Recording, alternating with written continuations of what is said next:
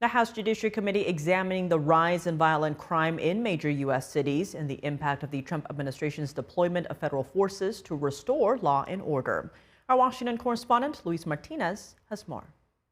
Crime just didn't rise and come about on its own. It happened because leaders chose so. Leaders in the Democratic-run cities have made political choices.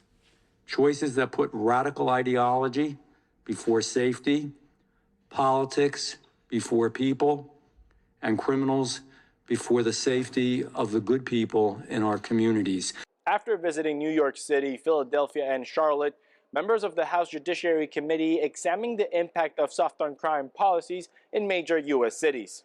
In August, President Trump deployed all these folks, and what happens when you enforce the law? Crimes went down, safety went up, over 4,000 arrests, and an 11% drop in crime citywide, 11% drop in just a few months. Democratic lawmakers focused their criticism on federal law enforcement and accused the Trump administration of disregarding court orders and deporting American citizens.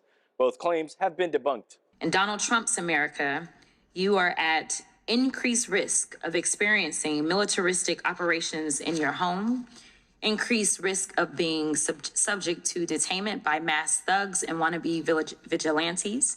Witness testimony highlighted the need for reform in legislation so that repeat offenders are not released without corrective action.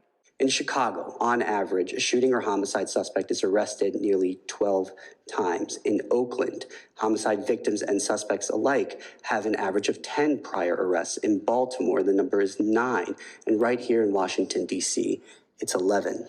Research has shown how 1/3 of crime in cities like New York City are perpetrated by the same repeat offenders. Officers are not lazy, they are overwhelmed. A small fraction of offenders and chronically mentally ill drive much of this disorder. Research suggests that incarcerating or housing just a small fraction of the worst offenders would visibly improve conditions. The House Administration Committee also examined today the Stock Act, a bill that would prohibit lawmakers from trading stocks while being in office. Reporting from Washington, D.C., Luis Eduardo Martinez, NTD News.